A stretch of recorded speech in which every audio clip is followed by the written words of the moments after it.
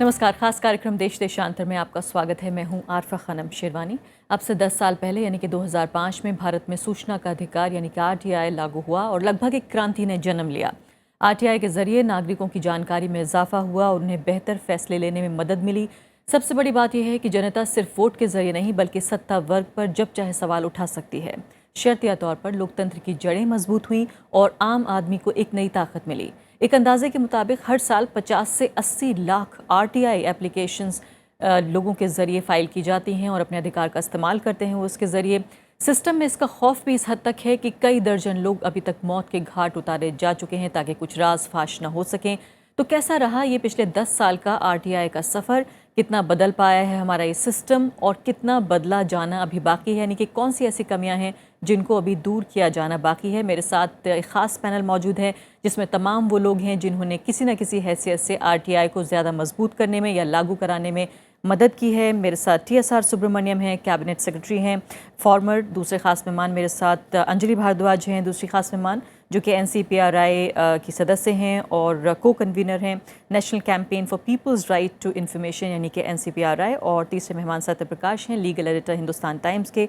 और एक और ख़ास मेहमान मेरे साथ मौजूद हैं एएन तिवारी जी जो कि चीफ इन्फॉर्मेशन कमिश्नर रह चुके हैं। सभी मेहमानों का बहुत बहुत स्वागत है। सबसे पहले सुब्रमण्यम जी आपके साथ मैं शुरुआत करना चाहती हूँ क्योंकि ये बहुत ज़रूरी है समझना कि आज जिस आरटीआई के युग में हम जीते हैं उससे पहले की क्या तस्वीर थी, जिससे ये समझने में मदद मिले कि आखिर आज क्या बदल गया। इससे पहले कि हम ये जाने में ये ज़रूर समझना चाहती हूँ कि जो स्ट्रगल है, जो संघर्ष है, वो कैसा रहा। आप उन लोगों में शामिल रहे हैं जिन्होंने 90 के दशक में ये पूरा संघर्ष शुरू किया। जी हाँ, 90 के दशक में जब मैं कैबिनेट सेक्रेटरी था 96-97 में, तब आरटीआई नहीं था।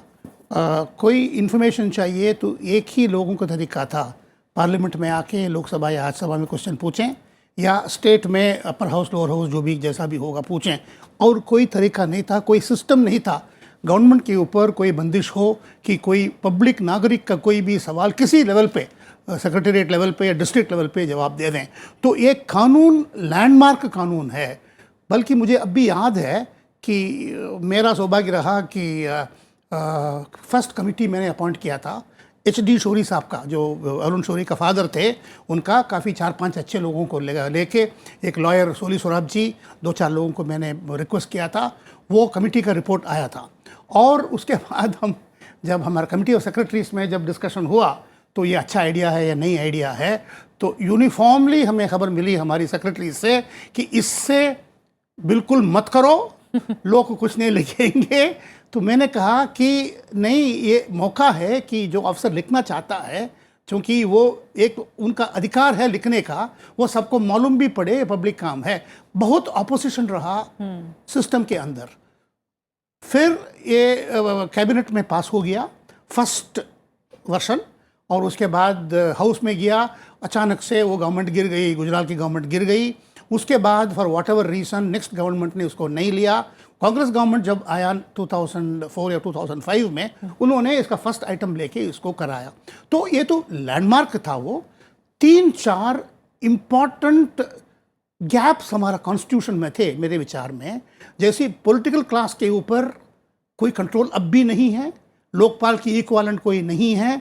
वो केवल एक ही वर्ग इंडिया में ऐसा है जिसके ऊपर कोई चेक्स एंड बैलेंस नहीं है। इस किस्म की कमी था एक, नंबर 1। नंबर 2, पारदर्शी नहीं था गवर्नमेंट एक्शन में। पब्लिक का काम करते हैं, पब्लिक का मालूम नहीं है। तो ये अब भी आगे डिस्कशन में अगर मौका मिलेगा तो बता दूंगा कुछ कमियां हैं, लेकिन ये तो इसकी मेरे विचार में इस्तेमाल 5% तक हुआ है। 95% अगले 15-20 साल में होना बाकी है। बहुत बड़ी बात है। इससे तो पूरा स्कोप नजर आता है कि कितना बड़ा स्कोप इस पूरे कानून का हो सकता है। अंजलि भारद्वाज, ये तो हम बात रहे थे सुब्रमण्यम जी की, लेकिन सबसे बड़ी बात है कि सिस्टम में रहकर कैसे सिस्टम से लड़ रहे थे और कन्विंस करने की कोशिश कर रहे थे। लेकिन इसमें अगर सबसे बड़ा श्रेय किसी को देना है तो वो सिविल सोसाइटी है, जिसमें आप जैसे लोग भी शामिल हैं, आपकी संस्था भी शामिल है। किस तरह से ये पूरा मूवमेंट शुरू हुआ ये भी हमें बताइए, और कैसे जो है वो राजस्थान से इसकी शुरुआत कैसे हो पाई? देखिए, जो सूचना का अधिकार कानून फाइनली लागू हुआ 2005 में, इसकी बहुत लंबी एक स्ट्रगल थी, एक पीपल्स मूवमेंट थी जहाँ पे ना केवल एकेडमिक्स या बुद्धिजीवियों ने उसके हिस्से थे, बल्कि जो एकदम आम नागरिक हैं इस देश के, उन्होंने समझा कि सूचना के जो अधिकार है उसका क्या महत्व है उनके लिए। और कहीं लोगों को ये समझ में आया, राजस्थान से ये बात शुरू हुई, पूरे देश में फैली, और लोगों को ये समझ में आया कि किस तरह से जो उनके बेसिक जो मौलिक अधिकार हैं वो सूचना से जुड़े हैं। लोग जब अपना राशन मांगते हैं, लोग जब अपनी पेंशन मांगते हैं, अपने न्यूनतम मजदूरी मांगते हैं, वेज मांगते हैं, तो उन्हें ये कहा जाता है कि रिकॉर्ड में लिखा है आपका राशन नहीं आया, रिकॉर्ड में लिखा है आपने पूरे दिन काम नहीं किया इसलिए आपको न्यूनतम मजदूरी नहीं दी जा सकती। जब लोग रिकॉर्ड की कॉपी मांगते हैं तो कहा जाता है गोपनीय है।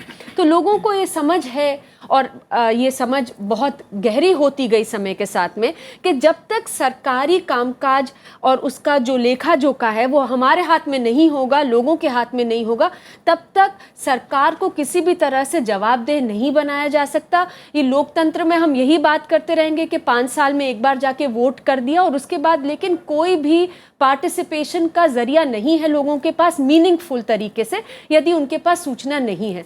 तो ये जो जुड़ाव है एक तरह से सूचना के अधिकार में और दूसरे अधिकारों के बीच में, चाहे वो और कैसे इसको जीने के अधिकार से किस तरह से जोड़ा बिल्कुल, गया, और बहुत interesting है। इसीलिए जो पूरी मूवमेंट है सूचना के अधिकार कानून की, उसमें जानने का हक, जीने का हक, हमारा पैसा हमारा हिसाब, इस तरीके के तमाम जो स्लोगन्स हैं, इमोशनल, बहुत जज्बाती तरीके से जो स्लोगन्स और गाने तैयार किए गए, उन्होंने भी एक बहुत बड़ी भूमिका निभाई है। जी, पूरे इसमें कल्चरल भी एक पूरी इसमें भूमिका निभाई, पूरी सॉन्ग्स ने, थिएटर ने, जिसमें लोग जुड़ते रहे। और आज भी जब हम देखते हैं कि सूचना के अधिकार कानून को लागू हुए 10 साल हो गए हैं, ये कानून अच्छा माना जाता है। कई सर्वेज, ग्लोबल सर्वेज भी हुए हैं जिसमें कहा गया है कि जो हमारे देश का कानून है वो सर्वश्रेष्ठ कानूनों में माना जाता है सूचना के। लेकिन इसमें जो और भी सिग्निफिकेंट बात है, बात करेंगे उस पर जरूर, वो ये है अंजलि, लेकिन किस तरह से ये भी बहुत महत्वपूर्ण है जानना कि पूरा एक एक्टिविज्म का एक पूरा कल्चर कैसे भारत में डेवलप हुआ, खासकर आरटीआई के मद्देनजर पूरी जो सामाजिक कार्यकर्ता हैं उनकी एक नई पौध तैयार हुई। जी बिल्कुल, और मैं आपसे यही जिक्र कर रही थी कि एक्टिविस्ट्स की पौध तो एक बात है, पर जब हम देखते हैं आंकड़े इस देश में, तो पूरे विश्व में सबसे ज़्यादा सूचना के अधिकार का अगर कहीं पे कानून का इस्तेमाल हो रहा है वो भारत में हो रहा है। जब हम कहते हैं कि 60 लाख से ज़्यादा अर्जियां हर साल लगाई जाती हैं, लोग अर्जी लगा रहे हैं, सरकार से इस कानून के तहत सूचना ले रहे हैं, ये बहुत बड़ी बात है। और ये सिर्फ एक्टिविस्ट्स नहीं कर रहे हैं, ये सब जगह पे, लेकिन आम आदमी को ये बताना कि वो कैसे कर सकता है, इसका काम जरूर एक्टिविस्ट ने किया, जिससे एक पूरा दबाव का एक समूह तैयार हुआ और सरकार मजबूर हुई। लेकिन कोई भी सरकार ये नहीं चाहती कि वो जवाबदेह बन पाए या पारदर्शिता है। मैं आती हूँ आपकी तरफ जरूर।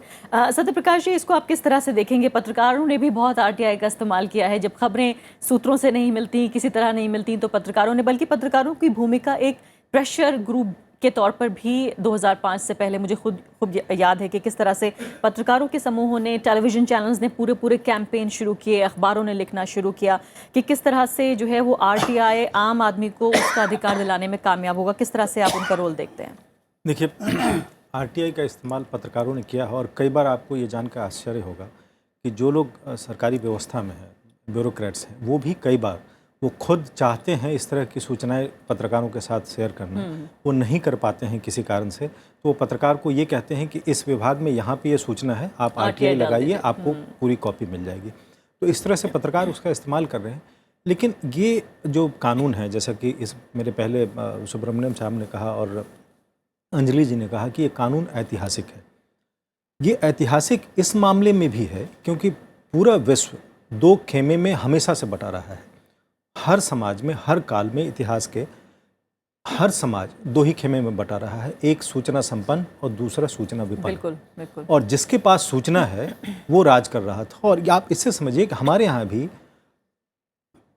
जो तथाकथित जो शूद्र थे या स्त्रियां थीं, उनको जो सूचना या ज्ञान, वेद, उसका पढ़ने का अधिकार नहीं था। और इस तरह ये किताबों से दूर रखा गया। बिल्कुल। ये एक तरह से पूरी व्यवस्था ऐसी बनी हुई थी। आप अंग्रेजों के समय में ही देखें, ऑफिशियल सीक्रेट्स एक्ट जो अभी भी चल रहा है, अभी भी आपको सूचना का अधिकार हर चीज़ के लिए नहीं है। आप क्योंकि सूचना कहीं ना कहीं सशक्तिकरण भी है। सूचना सशक्तिकरण है, और स्टेट अपने आप को किसी भी तरह से बचाना चाहता है, तो स्टेट ने अपने आप को बचाने के लिए वो in the name of security of the state, sovereignty, integrity, उस नाम पे कुछ जो एग्जम्पन्स हैं अंडर सेक्शन 8 और सेक्शन 24 में, वो सारे इन्होंने बचा के रखे हुए हैं। लेकिन इसके बावजूद ये ऐतिहासिक है इस मामले में भी, क्योंकि अब तक कानून ये जो है ना टॉप डाउन होता था, पार्लियामेंट ने कानून बनाया, उसको अब जो एग्जीक्यूटिव है वो उसको लागू करेगी जनता पे। सो कानून किसी और ने बनाया है और जनता पे लागू किया जा रहा है। ये पहली बार एक ऐसा कानून नीचे से आया ऊपर उठा है। जो जनता ने कहा कि नहीं, हमें ये कानून और चाहिए। समझना, वो सोचना भी मुश्किल है जो सुब्रमण्यम जी कह रहे हैं उस दौर की बात, क्योंकि पिछले एक दशक में इतनी आदत हमें पड़ चुकी है कि वो सोचना मुश्किल है कि जब आरटीआई नहीं था तो किस तरह से सूचना बाहर निकलती थी। ये पहली बार ये हुआ कि जनता ने कहा हमें ये कानून चाहिए, आप ये बनाइए। और यही वजह है कि ये कानून अभी तक के कानूनों में सबसे लोकप्रिय रहा है। एक छोटा सा सुधार मैं करना चाहूँगा। सुब्रमण्यम साहब ने कहा कि सॉरी कमेटी के बाद सीधे सीधे ये कानून बना था यूपीए के शासनकाल में। एनडीए के शासनकाल में फ्रीडम ऑफ इंफॉर्मेशन बिल आया था, वो पास भी हुआ था, प्रेसिडेंट ने साइन भी किया था, वो नोटिफाई नहीं हो पाया था।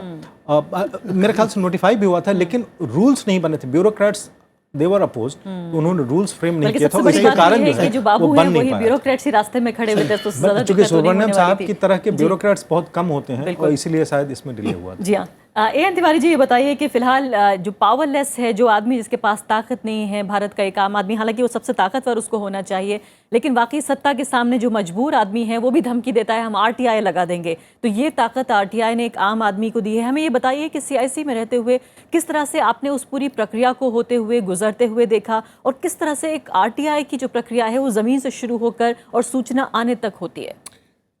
बहुत नज़दीक से देखा उस प्रक्रिया को हमने।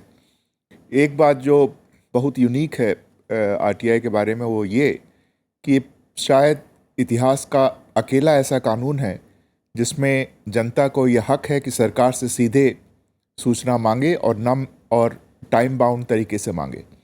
इस तरह का और कोई कानून नहीं है। जैसा कि सुब्रमण्यम साहब ने कहा, पहले उसके पास सिर्फ यही चाह रहा था कि या तो मीडिया के पास जाए या फिर पार्लियामेंट के पास जाए या फिर लेजिस्लेचर के पास जाए, और वहाँ उस पर पहुँचने में बहुत मुश्किलें होती थी। और सरकार इन्फॉर्मेशन अपने पास इस तरह रखती थी जैसे कोई हुंडी हो, और वो देती नहीं थी। तो इसलिए ये कहना कि पहले इन्फॉर्मेशन लोगों को मिल जाती थी, वो तभी मिलती थी जब उनके पास इस तरह के प्रावधान मौजूद रहते थे जिससे इन्फॉर्मेशन ले सकें। ग्रीजिंग ऑफ पाम भी उससे होता था। और सरकार को ये हक दिया हुआ था कि हर चीज़ जो सेक्रेटेरिएट में ऑफिस में रहेगी उसे तब तक गोपनीय माना जाए जब तक कोई अधिकारी उसे बाहर देने के लिए तैयार न हो जाए। मुझे याद है एक सेक्रेटेरिएट की जो सेक्रेटेरिएट रूल्स ऑफ प्रैक्टिस हैं उसका पहला वाक्य था, इस सेक्रेटेरिएट के हर दस्तावेज गोपनीय रहेगा जब तक इसे अदरवाइज प्रोवाइड न किया जाए। मतलब गोपनीयता नॉर्म थी और पारदर्शिता एक्सेप्शन। नाउ आरटीआई के आने से पूरा बदल गया माहौल। It was really, it set system को पूरे अपसाइड डाउन कर दिया। लेकिन अब मुझे जो कहानियाँ लिखी जा रही हैं आरटीआई के बारे में, वो साधारण लोग साधारण परिस्थितियों में साधारण जगहों में लिख रहे हैं। लेकिन हमारे पास जो कहानियाँ आती हैं वो सिर्फ उन्हीं की हैं जो बड़े लोग हैं, एक्टिविस्ट हैं। यही कहानियाँ आती हैं अखबारों में। लेकिन अगर आप थोड़ा सा उनके पीछे जाइए तो देखेंगे कि कई कहानियां हैं जिससे लोगों ने आरटीआई का इस्तेमाल करके अपने गांव में बिजली मंगवा ली। मैं यही जानना चाह रही थी आपसे कि जो ग्रामीण स्तर है, जो पंचायती स्तर है, वहाँ पर किस तरह से काम होता है, कैसे वहाँ तक लोगों पे सूचना पहुँची है? मैं इतना जानती हूँ, मैंने खुद फर्स्ट हैंड देखा है कि किस तरह से गांव में जहाँ पर सत्यप्रकाश कह रहे हैं कि जहाँ किताबें छूने की इजाज़त नहीं थी, एक वर्ग ऐसा भी है, अभी भी था भी और है भी, वहाँ तक लोगों को पता है कि आरटीआई क्या होता है, सूचना का अधिकार क्या होता है। किस तरह से जो छोटे छोटे दफ्तर खोले गए, ये कैसे सरकारी जो स्तर पर ये कैसे काम हुआ जैसे सूचना का प्रवाह हो सकता? सूचना का जो असल काम हो रहा है वहीं हो रहा है, जहाँ पर साधारण लोग जाकर साधारण इंफॉर्मेशन मांग रहे हैं, उनको मिल रहे हैं। पहले वो इन्फॉर्मेशन भी नहीं मिलता था। जो गांव का सरपंच होता था वो गांव का स्ट्रॉन्ग मैन भी होता था, और सारी contract related information, administrative related information उसी के पास रहते थे, कोई भी उस पर एक्सेस नहीं करता था। लेकिन अब वहाँ के जो यंग लोग हैं, टीचर्स हैं, वो सब मिलकर ये सारी इंफॉर्मेशन बाहर लाने की कोशिश कर रहे हैं जैसे गांव का सूरत हाल बदल सके। और ये जो एफर्ट हो रहा है किस मैग्नीट्यूड पे हो रहा है, किस विस्तीर्ण परिस्थितियों में हो रहा है गांव में, ये बातें हमारे पास स्टैटिस्टिकल के रूप में अभी तक मौजूद नहीं है। किसी ने उसको स्टडी नहीं किया है। कोई गांव चला जाता है, उसको कुछ खबर मिल जाती है, लेकिन ये कैसे हो रहा है हिंदुस्तान में, कहाँ हो रहा है, बहुत ऐसी बातें हो रही हैं वो बाहर उभर कर नहीं आ रही हैं। और मेरा ख्याल है लोग इसमें इंटरेस्टेड भी नहीं है, क्योंकि मीडिया वही चीज़ें पब्लिश करता है जो जिसमें एक्साइटमेंट हो। ये सब चीज़ें दे आर मंडेन थिंग्स। बिल्कुल। सो लेकिन किस तरह से नीचे से जो बदलाव हुआ है वो ऊपर तक पहुंच रहा है। सुब्रमण्यम जी, ये बताइए, फिलहाल कि बहुत बड़ा इंडियन डेमोक्रेसी के लिए, भारत लोकतंत्र के लिए, भारत के एक गेम चेंजर बताया गया राइट टू इन्फॉर्मेशन को। मैं आपसे ये समझना चाहती हूँ कि जो माइक्रो लेवल है वहाँ पर सरकार की जो काम काज का तरीका है वो कैसे बदला। एक ब्यूरोक्रेट के तौर पर पहले आपको क्या ज़रूरत थी करने की, और बाद में किस तरह से कामकाज का तरीका ही बदल गया, कैसे हुआ ये? जी हाँ, एक दो माइनर पॉइंट्स कह के जल्दी इस पॉइंट पे आ जाऊँगा मैं। जैसे तिवारी जी ने कहा, बाकी लोगों ने कहा, ये तो फंडामेंटल चेंज हुआ है डिस्ट्रिक्ट लेवल पे, ब्लॉक लेवल पे, तहसील लेवल पे, थाने लेवल पे, गांव लेवल पे इसमें इंफॉर्मेशन वगैरह आ गया है। जैसे कौन कहाँ काम किया, रोस्टर कहाँ रहा, जैसे उन्होंने कही। तीन छोटी छोटी बात बताऊँगा। हिस्ट्री देखेंगे कि ये मेन इनिशिएटिव पहले गवर्नमेंट से आया, इंटरनली आया, उसके बाद सिविल सोसाइटी ने उसको पिकअप किया। ये तो हिस्टोरिकली इसको रखना। कई इनिशिएटिव्स ऐसे भारत में हुए हैं, तो हमारी ओन गवर्नमेंट को हम अंडरस्टिमेट ना करें। यानी एक सेक्शन ऑफ गवर्नमेंट या सरकार ये चाहती थी, one section of government? No, that is the administrative reforms department, जिसमें आप भी सेक्रेटरी पहले रहे। इस डिपार्टमेंट की इनिशिएटिव है, वो हिस्टोरिकली ये रखना जरूरी है। इनिशिएटिव वहां से आया था, तब पब्लिसाइज हुआ, लोग समझे। नंबर 1। नंबर 2, तिवारी जी से कहा कि कॉन्सेप्ट बदल गया, नीड टू नो से राइट टू नो हो गया है। बहुत फंडामेंटल डिफरेंस बेसिक प्रिंसिपल में हो गया। आपका क्या पॉइंट में इतना कहना है, देखिए अब भी प्रशासन में कई चीज़ें, जैसी मुकदमा चल रहा है तफ्तीश के बारे में, जैसी कोई नेशनल डिफेंस की सीक्रेट्स वगैरह हैं, तो बड़ा डेलिकेट बैलेंस इसमें है, जजमेंट की बात है। हाँ, ऑफिशियल सीक्रेट्स एक्ट को अमेंड करना अनिवार्य है। इनफैक्ट तब मैंने प्रपोज तब किया था, नया ड्राफ्ट भी बनाया था अमेंडमेंट करने का, वो आना बहुत ज़रूरी है। सिटीजन्स चार्टर 3 इनिशिएटिव हुए, बाकी 2 नहीं हुए हैं। ये हो गया था सिटीजन्स चार्टर, और ये दूसरा मैंने कहा कि ये तीनों होना था। आपके पॉइंट में ये कहूँगा, मैं ये पूछना चाह रही थी आपसे कि जो अभी कामकाज का तरीका है, जो वर्किंग स्टाइल है, वो कैसे बदला? अब भी सरल नहीं हुआ है। अब भी प्रोसीजर को सिंपल करना ज़रूरी है। अब भी कई बैकलॉग हैं, कोई ऑथेंटिक डाटा बाहर नहीं आ रहा है। ये मैं मान रहा हूँ, क्योंकि ये नया प्रोग्राम है, ये फार रीचिंग प्रोग्राम है। फर्स्ट 5 years में you don't expect miracles to happen. Miracles कर लिया इस प्रोग्राम में। इसकी जैसे मैंने कहा है कि यूटिलिटी 5-10% हुआ है, 90%, लेकिन इसको सरलीकरण करना ज़रूरी है, नंबर 1। नंबर 2, केवल पर्सनल गेन के लिए इस्तेमाल करने का, रोड को ब्लॉक करके, जो आपको मेन लाइन में एडमिनिस्ट्रेशन को सुधारने की जो क्वेश्चंस आते हैं, कई बार तो बदला लेने के मकसद से भी बदला लेने RTI का, इस्तेमाल बॉस को मारने का, सबऑर्डिनेट को मारने का, इस दिशा से किसी ने हम कुछ को डाटा बताया, 50% डिसग्रंटल्ड एम्प्लॉय से आता है, जो अपनी बॉस को कैसी शिकायत दे। लेकिन इसको देखना जरूरी है, किसी को ब्लॉक नहीं करना है, सब इंफॉर्मेशन आना है। लेकिन हर कानून का दुरुपयोग तो हो ही सकता है, लेकिन इसकी फार रीचिंग इम्प्लीकेशंस हैं। ये तो लैंडमार्क एक्ट है। बिल्कुल। अंजलि भारद्वाज, एक बहुत दिलचस्प बात है, पता नहीं आप इससे सहमत होंगी या नहीं। कई बार ये भी कहा जाता है कि पिछले कुछ सालों में जितने घोटालों का पर्दाफाश हुआ है उसके लिए RTI भी जिम्मेदार है। यानी कि भ्रष्टाचार पहले भी हो रहा था, घोटाले पहले भी हो रहे थे, लेकिन जैसे जैसे RTI ने अपनी जड़ें जमानी शुरू की, वैसे वैसे ये हमारे सामने आने लगे। पहली बात तो क्या आप इस बात से सहमत हैं? बहुत हद तक मैं सहमत हूँ इस बात से। देखिए, सूचना के अधिकार ने सशक्तिकरण किया है आम नागरिक का, और इसमें लोगों ने अपनी रोज़मर्रा की जो ज़रूरतें हैं, जो राइट्स हैं, एंटाइटलमेंट्स हैं, उसके बारे में तो सूचना ली ही है। साथ ही में सूचना ये भी ली है कि जहाँ पे उनको लगता है घोटाला हो रहा है, भ्रष्टाचार हो रहा है, इस तरह की तमाम चीज़ों में, तो चाहे हम देखें 2G स्कैम या CWG या आदर्श स्कैम, जो भी बड़े स्कैम अभी हाल ही में सामने आए हैं पिछले कुछ सालों में, उसमें ज़्यादातर स्कैम्स में हम देखते हैं कि सूचना के अधिकार का इस्तेमाल करके लोगों ने वो सूचना बाहर निकाली है, जिसके ज़रिए से भ्रष्टाचार जहाँ हो रहा है उसका उजागर हुआ है। अब ये नहीं है कि सूचना का अधिकार आ गया तो भ्रष्टाचार खत्म हो जाएगा। जब लोगों के सामने भ्रष्टाचार आता है, उनको प्रूफ मिलता है भ्रष्टाचार का, वो जाते हैं और शिकायत करते हैं। उसका एक अपना ढांचा होने की ज़रूरत है। हमने बहुत समय तक ये बात सुनी भी और फाइनली देश में लोकपाल कानून पास भी हुआ। इसकी एक लंबी लड़ाई भी रही। उस कानून को अभी तक लागू नहीं किया गया है, पर मांग यहीं से उठी थी कि जब सूचना निकलती है, भ्रष्टाचार सामने आती है, तो क्या कोई ऐसी एजेंसी है जो इन्वेस्टिगेट करे फ्री और फेयर तरीके से। क्या सूचना का राजनीतिक तौर पर दुरुपयोग भी हुआ है?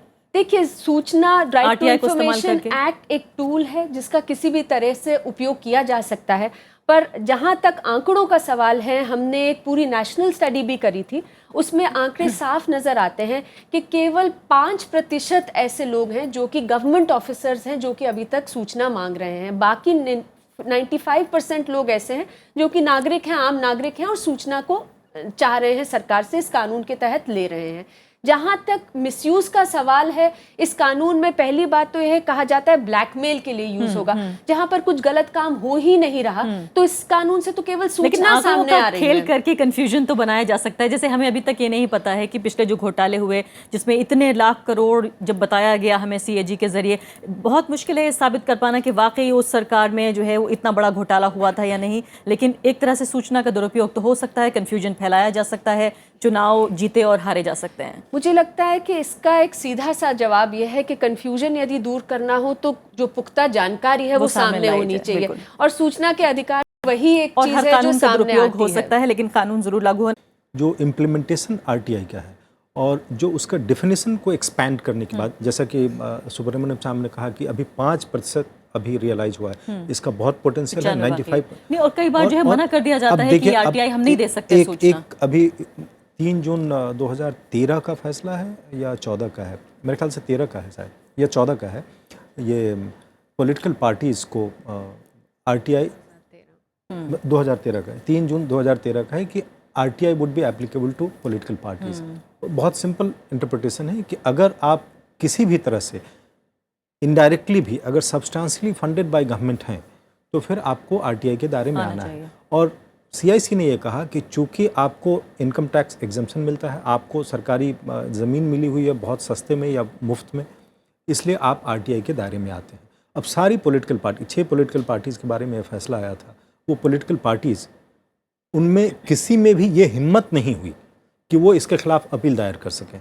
हुआ ये कि वो फैसला अब अंतिम हो गया है, लेकिन CIC के पास कोई कंटेम्प्ट का पावर नहीं है और इसलिए CIC उसको लागू नहीं करवा पा रही है। अब कुछ संस्थाएं सुप्रीम कोर्ट गए हैं, जिसमें ADR भी है, association for democratic reforms.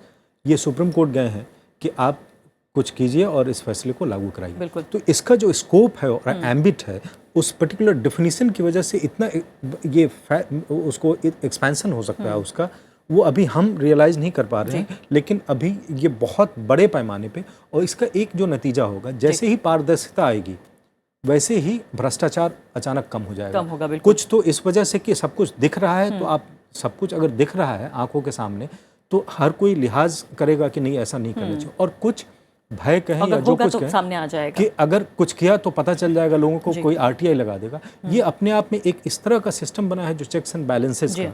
N Tiwari ji, कितना आपको लगता है कि सरकारें कितना गंभीर हैं इसको लेकर? हमने भी देखा है कि कितने अरसे तक जो है वो चीफ इंफॉर्मेशन कमिश्नर को जो है अपॉइंट नहीं किया गया, एक हेडलेस बॉडी काम कर रही है, और खासकर जो राज्य हैं उनके स्तर पर आपको लगता है कि उतनी सीरियसनेस है?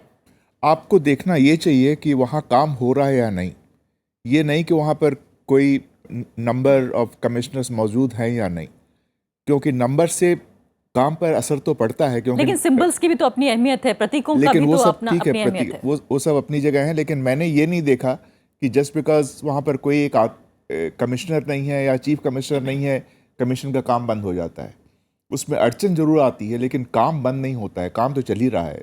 Government is a going. मैंने सीधा सवाल ये पूछा था कि आपको लगता है क्या सरकारें गंभीर हैं? क्योंकि कहीं ना कहीं अगर हम देखें, हेड ऑफ स्टेट के बगैर भी ऑटो पायलट पे सरकारें काम करती हैं, लेकिन इसके बावजूद भी एक हेड की जरूरत पड़ती है। क्या हेडलेस तरीके से किसी बॉडी को चलाने को हम सीरियसनेस मान सकते हैं? नहीं, मेरे पास ऐसा कोई भी अभी नहीं, इससे पहले की बात एविडेंस नहीं है जिससे ये कहा जा सके सरकारें इसके लिए गंभीर नहीं है। क्योंकि एक्ट जिस तरह बना हुआ है, गंभीर ना होना मुश्किल है।